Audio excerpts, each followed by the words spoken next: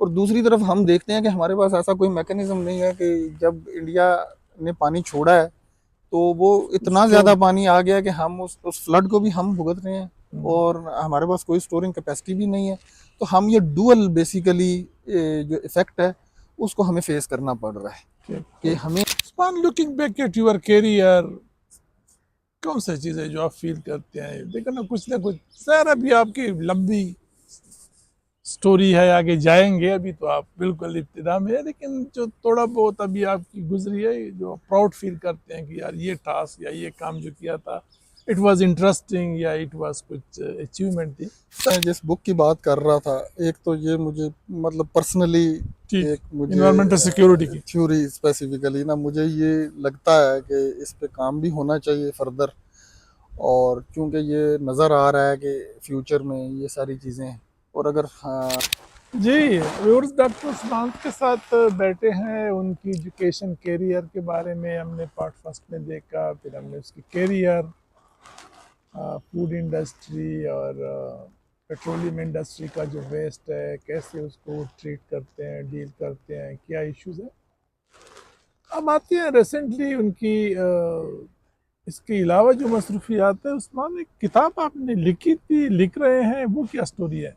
Sir, environmental security जी background उसका थोड़ा सा इस तरह का है कि डेवलपमेंट स्टडीज़ में आ, हम बैठे एक दिन डिस्कस कर रहे थे कि रिसर्च किस तरफ लेके जाई जाए। तो सिक्योरिटी को फिर इसको एक्सप्लोर करना शुरू किया कॉन्सेप्ट को कि डेवलपमेंटल पर्टिकुलरली इन्वायरमेंटल जो साइड है डेवलपमेंट स्टडीज़ की, इसमें जो इन्वायरमेंटल सिक्योरिटी का पार्ट है ये शायद हम निगलेक्ट कर रहे हैं। हम ग्लोबली अब ये अंडरस्टैंडिंग डेवलप हो चुकी है। जैसे कुछ स्कॉलर्स हैं, बेरी बुजान वगैरह, इन्होंने जो नॉन ट्रेडिशनल थ्रेट है इसको हाईलाइट करना शुरू कर दिया है। सिक्योरिटी को वो किस तरह से लेते हैं कि हम पाकिस्तान में अभी भी ये समझते हैं कि जो ट्रेडिशनल थ्रेट्स हैं, यानी आर्मी है, फोर्सेस हैं और कोई दू बदू लड़ाई होनी है, तो यही सिक्योरिटी थ्रेट है। जबकि ग्लोबली अब इसकी अंडरस्टैंडिंग ये है कि आपकी साइबर सिक्योरिटी है, आपकी क्लाइमेटिक सिक्योरिटी है, इकोलॉजिकल सिक्योरिटी है, टेररिज्म है, इन सब को वो नॉन ट्रेडिशनल थ्रेट के तौर पे कंसिडर करते हैं। और कुछ टर्म्स में तो कुछ स्कॉलर्स वो इसे ट्रेडिशनल जो सिक्योरिटी थ्रेट है उससे ज़्यादा वैल्यू दे रहे हैं कि इसको स्टडी करना चाहिए। तो अभी रिसेंट एनवायरमेंटल सिक्योरिटी के टर्म्स में एग्जैक्टली क्या आते हैं? जिस तरह हमारे इंडस वाटर ट्रीटी है, can that be an example? Sir नहीं, इसमें इस तरह है कि जैसे अभी जो क्लाइमेटिक सुनामी जैसे आ गया था यूएस में, और जो पिछले अगर 10 साल में हम देखें जिस तरह के इन्वायरमेंटल इंसिडेंट्स हो रहे हैं, फ्लड्स वगैरह, फ्लड्स हैं, उसकी वजह से ये चांस है कि अब डेफिनेटली अभी फ्लड्स आएंगे तो लोग डिस्प्लेस होंगे। अब जब वो एक मैसिव डिस्प्लेसमेंट होगी तो क्राइसिस क्रिएट होगा, क्राइसिस होगा तो वो डिस्प्लेसमेंट वर्सेस जो लोकल पॉपुलेशन है एक अगर झगड़ा आप, पैदा आई होगा। डोंट नो आपकी नज़र से गुजरा होगा, मैंने एक आपकी तरह एक और खातून थी राइजिंग स्टार, और आज उसका पॉडकास्ट अपलोड हुआ है।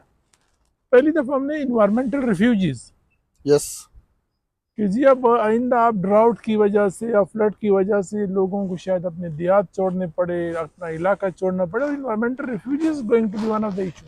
यस, वो एग्जैक्टली और वो इससे डायरेक्टली कनेक्टेड है। जैसे आप देखें अभी बांग्लादेश और इंडिया के बॉर्डर पे आ, जो क्लाइमेटिक कॉन्फ्लिक्ट है ये काफ़ी अरसे से चल रहा है। सैलाब आ जाते हैं या कुछ ड्राउट कंडीशंस क्रिएट हो जाती हैं, उसकी वजह से लोगों की माइग्रेशन है, और कल्चरली उनके हालात इस तरह के नहीं है कि वो आपस में एक पैचअप कर सकें। उसकी वजह से क्राइसिस क्रिएट होता है और वो क्राइसिस बढ़ते बढ़ते एक ऐसी स्टेज पे आ जाता है कि जहाँ पे सिक्योरिटी थ्रेट बन जाता है। और ये अभी पॉसिबली जो हम लोग भी एज्यूम कर रहे हैं या जो स्टडी हम लोगों ने की, और जो इंटरनेशनल स्कॉलर्स भी जो देख रहे हैं कि अब जो क्राइसिस आएंगे, जो कॉन्फ्लिक्ट्स होंगे दुनिया में, वो एनवायरमेंटल कंडीशंस की वजह से होंगे। कहीं पे एनर्जी क्राइसिस आएगा, कहीं पे ड्राउट की वजह से डिस्प्लेसमेंट होगी, कहीं पे रिसोर्सेज पे कब्जे की जो है वो जंग छिड़ेगी, क्योंकि जिस तरह आबादी बढ़ रही है वो डेफिनेटली उन्हें रिसोर्सेज चाहिए उसको सस्टेन करने के लिए। तो क्राइसिस, कॉन्फ्लिक्ट और ये जो थ्रेट है, अब इस पे काम करने की ज़रूरत है। या जैसे मैं नॉन ट्रेडिशनल थ्रेट में एग्जांपल दूं कि अभी हमने रिसेंटली एक इंडिया के साथ कॉन्फ्लिक्ट में देखा कि साइबर साइबर की एक शायद पहले इतनी अंडरस्टैंडिंग नहीं थी, लेकिन अब यकायक समझ आई है कि साइबर ने क्या रोल प्ले किया है एक वॉर में। तो अब वो पॉलिसी का हिस्सा भी बन रहा है। अब साइबर सिक्योरिटी को एज अ सिक्योरिटी थ्रेट लिया जा रहा है। तो इसी तरह से जो इन्वायरमेंटल थ्रेट्स हैं उनको सिक्योरिटी एजेंडा में आज नहीं तो कल वो शामिल किया जाएगा, क्योंकि अगर इन्वायरमेंट ही ना रहा तो क्या बाकी उस्मान क्या देखते हैं पाकिस्तान में, आपकी कंट्री के हिसाब से बंदा सोचता है कौन सी हॉट स्पॉट है, कौन सी एरिया है जो आप कहते हैं कि सिक्योरिटी थ्रेट बन सकते हैं? Sir environmental point of view से बात करूं तो शायद हम इन्वायरमेंटल जो इश्यूज हैं वो सब के सब हम पे आके बेस्ट फिट बैठते हैं। रीज़न बीइंग कि हम जोग्राफिकली एक ऐसे इक्वेटर के साथ साथ हैं, तो हम वल्नरेबल हैं कि हम जैसे आप देखते हैं लाहौर में कंडीशन हो जाती है, मूनसून की हवाएं चलती हैं तो वो यहीं से गुजर के जाती हैं, वेस्टर्लाइज हैं वो फिर यहीं से गुजर के वापस जाती हैं। तो हमारा जो टेम्परेचर कंडीशंस हैं, हमारी जोग्राफिकल लोकेशन है, वो हमें वल्नरेबल करती है कि हम इर्द गिर्द जो कुछ हो रहा है उस सब को हमने भुगतना है। और उसके बाद पानी के मसले में भी देख लें, हम इंडिया पानी खोलेगा, हम वल्नरेबल हैं। तो हमें अब इन नहीं सारी खोलेगा तो भी हम तो भी वल्नरेबल हैं, यानी हम ड्राउट से भी मारे जा रहे हैं और फ्लड से भी मारे जा रहे हैं, और फिर एयर पोल्यूशन में भी हम हिट लिस्ट पे हैं। देखिए ना, अभी हीट वेव्स है, अभी थोड़े महीने दो बाद फिर जो है ना आपकी स्मोक का इशू शुरू हो जाएगा। एग्जैक्टली और वो आपका उसका भी पूरा अब पंजाब जो है ना। देखें कि वो अच्छा, तो हम बात कर रहे थे पाकिस्तान के हवाले से कि पाकिस्तान में हॉट स्पॉट्स जो है ना कौन कौन से इशू बन सकते हैं इन्वायरमेंटल सिक्योरिटी के। तो सर इसमें ना मेनली तो हम वल्नरेबल अपनी जोग्राफिकल लोकेशन की वजह से भी हैं। इक्वेटर के पास हम, क्योंकि हमारा वो मुल्क आता है और एक तरफ से हमारे पास हिमालय है, दूसरी तरफ समंदर है, तो हम हर किस्म के इन्वायरमेंट से या क्लाइमेटिक कंडीशन से मोर स्पेसिफिकली हम एक्सपोज हो रहे हैं। हम मूनसून से भी सबसे ज़्यादा एक्सपोज होते हैं, वेस्टर्लाइज से भी होते हैं। कहते हैं cart in the line of the fire. Yes तो इस वजह से हम इन्वायरमेंट की जो फायरिंग है हम उसकी लाइन में आ गए। बिल्कुल, हम उसकी बिल्कुल फ्रंट लाइन पे हैं। अच्छा। और हमें इस पे सबसे ज़्यादा काम करने की ज़रूरत है। दूसरे लफ्ज़ों में ये है कि हमारे इर्द गिर्द जो कुछ होगा भुगतना हमें पड़ेगा।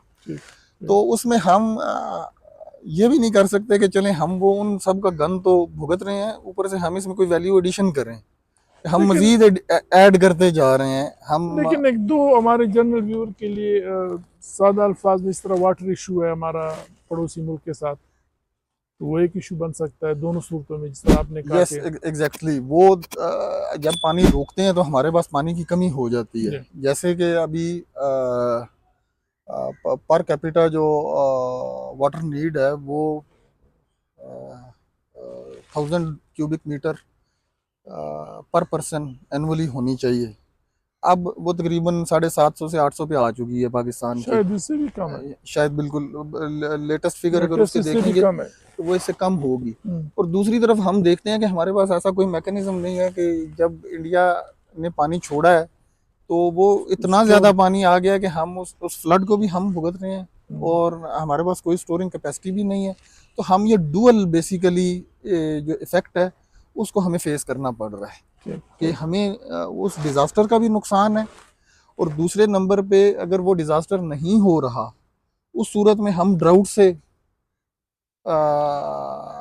मुतासिर हो रहे हैं। बुक अब किस स्टेज में है, पब्लिश होने के में है या कंप्लीट हो रहा है? सर इसका ऑनलाइन वर्जन तो हमने भेज दिया था। अभी क्या वो नाम है देखें, इस किताब का? Environmental security. Environmental security. इसमें तो वैसे तो हमने इन्वायरमेंटल सिक्योरिटी थ्योरी पे बेसिकली उसको प्रपोज करके उस पे काम किया है। और उसकी बेसलाइन यही है कि ये किस तरीके से जो इन्वायरमेंटल कॉन्फ्लिक्ट्स हैं और वो दुनिया के कौन कौन से रीजन्स हैं जहाँ पे कौन कौन से वल्नरेबल रीजन्स हैं जहाँ पे ये क्राइसिस ओरिजिनेट हो सकते हैं। Usman, looking back at your career, कौन सी चीजें जो आप फील करते हैं? देखो ना कुछ सर, अभी आपकी लंबी स्टोरी है, आगे जाएंगे, अभी तो आप बिल्कुल इब्तिदा में है, लेकिन जो थोड़ा बहुत अभी आपकी गुजरी है, जो प्राउड फील करते हैं कि यार ये टास्क या ये काम जो किया था, इट वाज इंटरेस्टिंग या इट वाज कुछ अचीवमेंट थी? सर उसमें कोशिश की है, हाँ। लेकिन सेटिस्फैक्ट्री जो लेवल है ना वो शायद अपना काम ही करने के बाद चंद दिन बाद उस पर जब तनकीद करने का मौका मिलता है तो वो अपना ही काम अजीब भी वो लगने तो लग देखे जाता ना, है। वो तो सिलसिला जारी रहेगा। मैंने 1991 में पीएचडी की थी, आज अगर मैं उस थीसिस को देखता हूँ तो हंसी आती है कि यार इस पे हमें वो तो हर दिन के साथ चूंकि आपकी ग्रोथ होती है, आप लर्न करते हैं मोर, बट स्टिल कुछ मोमेंट ऐसे होते हैं कि यार ये चीज़ बड़ी एक इंटरेस्टिंग अचीवमेंट थी। सर उसमें आ, जो अभी मैं जिस बुक की बात कर रहा था, एक तो ये मुझे मतलब पर्सनली ठीक। एक मुझे इन्वायरमेंटल सिक्योरिटी की। थ्योरी स्पेसिफिकली ना मुझे ये लगता है कि इस पे काम भी होना चाहिए फर्दर। और क्योंकि ये नज़र आ रहा है कि फ्यूचर में ये सारी चीज़ें, और अगर हम किसी एक छोटे से पॉइंट को भी हाईलाइट कर सकें और वो एक पॉलिसी के अंदर आ सके और उसकी वजह से कोई क्राइसिस है या उस पॉलिसी की वजह से किसी क्राइसिस को कंट्रोल किया जा सके तो शायद आई थिंक वो अचीव हो जाता है। अच्छा उस्मान, हमने ज़्यादातर पॉडकास्ट का जो इब्तिदा की थी वो फर्स्ट जनरेशन या जो पुराने लोग थे रिटायर्ड उनसे साथ की, और ज़ाहिर है उस वक्त इन्वायरमेंट सब्जेक्ट कंजर्वेशन और एनसीएस और वो स्टोरियाँ थी। हमारी यंग जनरेशन को अभी जो इमर्जिंग सब्जेक्ट है, इमर्जिंग कॉन्सेप्ट है, क्या कहेंगे इस सब्जेक्ट को कहाँ ले जाए, कौन कौन से एरिया है, कौन कौन सी अपॉर्चुनिटी है? सर दो तरह की स्टडीज़ चल रही होती हैं। एक वो है जो आप शौक से कर रहे हैं, एक वो है जो किसी भी वजह से मजबूरी बन गई है, ठीक। चाहे वो इकोनॉमिक मजबूरी है, चाहे वो सस्टेन करने की मजबूरी है। ठीक। तो इन्वायरमेंटल साइंसेस के बारे में मैं ये कहूँगा कि ये हमारी मजबूरी है इस पे रिसर्च करना। और चूंकि एक चीज़ मार्केट में स्पेसिफिकली जब वो एक नीड बन जाती है तो स्कोप भी उसमें ऑटोमेटिकली आ बनता चला जाता है। जाता है।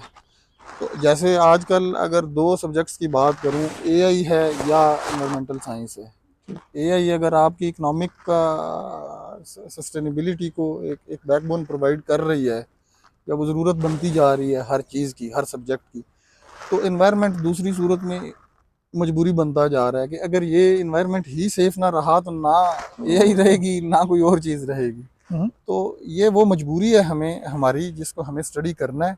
और डेफिनेटली अभी जैसे हम ब्रेक में एक बात कर रहे थे एनवायरनमेंट सस्टेन सोशल गवर्नेंस की, ग्लोबली इस कॉन्सेप्ट को मैंडेटरी कर दिया गया स्टॉक लिस्टेड कंपनीज के लिए। जो कॉर्पोरेट सेक्टर है कि जब तक वो अपनी ईएसजी रिपोर्टिंग नहीं करता, अब उसमें आप देखें बड़े मजे के तीन कॉन्सेप्ट हैं, एनवायरनमेंट है, सोशल यानी एक वर्कर काम कर रहा है उसकी सोशल लाइफ किस तरह की है, क्या वो फुलफिल की जा रही है, क्या उसको ज़िंदगी की वो बुनियादी सहूलतें दी जा रही हैं। और उसमें भी पहले एनवायरनमेंट को लिंक किया गया है, क्या एनवायरनमेंट इस काबिल है। ठीक। और इसमें हम किसी वो ऑफिस एनवायरनमेंट की नहीं, एनवायरनमेंट एज एज सराउंडिंग अस जो इसको डिफाइन किया जाता है, फिजिकल बायोलॉजिकल इन्वायरमेंट है जो उसकी बात ब्रीथ कर ले रहे हैं। रहा हाँ है, जो एग्जैक्टली, उस एयर है, वाटर है, एयर है, उसकी बात कर रहे हैं कि वो इन्वायरमेंट इतना है कि वो इसको इसकी एक सोशल हेल्दी लाइफ को इन्वायरमेंट में वो काम कर रहा है या? इस सोशल लाइफ और फिर सोशल लाइफ के साथ गवर्नेंस को कनेक्ट किया है। अच्छा। कि वो जो भी इधर कॉरपोरेट सेक्टर है, इंडस्ट्री है, क्या वो सस्टेनेबल वे में इसको लेके चल रहे हैं। तो अब इस सारे कंसेप्ट को तो मैं यंग जनरेशन को ये कहूँगा कि वो इस तरफ आएँ, इसमें काम करें। आज नहीं तो कल ये वैसे भी एक मजबूरी के तहत करना पड़ेगा, तो इसको हम जितना अर्ली एक्सप्लोर करें, ये हमारे लिए हमारी और सस्टेनेबिलिटी का कंसेप्ट भी यही है चले कि उस्मान, यंग जनरेशन को एक दो इनकरेजिंग वर्ड एक खुलासे में। सर एनकरेजिंग वर्ड्स इनके लिए चूंकि मैं आप खुद भी यंग है, लेकिन यह है मैं कि सर मैं अपने आप को असल में पिछली जनरेशन में कंसीडर करता हूँ। तो अब जन जी आ गई है, तो उनसे हमारे कुछ इख्तलाफात भी चलते रहते हैं। तो उनको मैं ये कहना चाहूँगा कि चैट जीपीटी और एआई ने बेशक एक सहूलत पहुंचा दी है, लेकिन जो एक क्रिटिकल थिंकिंग है, एक ब्रेन प्रोसेस है ना, उसको टाइम चाहिए होता है। अगर हम उसको क्योंकि ये भी मेरे साथ 2-4 दफ़ा हुआ है कि मेरे कुछ स्टूडेंट्स आए हैं, तो उन्होंने मैंने कोई काम दिया उन्हें, तो उन्होंने मुझे 5 मिनट में ये एक चुटकी बजाई और कहा सर हमने तो 5 मिनट में कर दिया। करके ख़त्म कर दिया काम। तो मैंने जब वो देखा, तो वो चैट जीपीटी, और मैं जब उसमें सवाल करने की कोशिश करता हूँ तो वो ब्लैंक होते हैं। तो वो मैं उनको सजेस्ट ये करना चाहूँगा, बल्कि उन्हें इसमें इनकरेज करना चाहूँगा कि वो अपना जो क्रिटिकल थिंकिंग का प्रोसेस है उसको ज़रूर, उसको जंग ना लगने दें चैट जीपीटी के सहारे पे, और उसको थैंक यू बूस्ट वेरी करें। Much Usman, it was really very interesting and productive. और मैसेज तो आपने सुन लिया यंग जनरेशन के लिए। बहुत स्कोप है इस सब्जेक्ट में, ये subject need of the day है। जिस तरह एआई है, इस तरह इन्वायरमेंट, क्लाइमेट चेंज अब ज़रूरत बन गई है। लेकिन साथ उसने वर्ड ऑफ काशिश भी कहा कि साथ सब कुछ चैट जीपीटी में न पढ़ना, थोड़ा बहुत उससे निकल के इन्वायरमेंट ऑब्जर्वेशन का सब्जेक्ट है, आप आगे पीछे देखे अपने महसूस करें, क्रिटिकली जो है ना चीज़ों को देखें। With this few words, thank you very much be with us.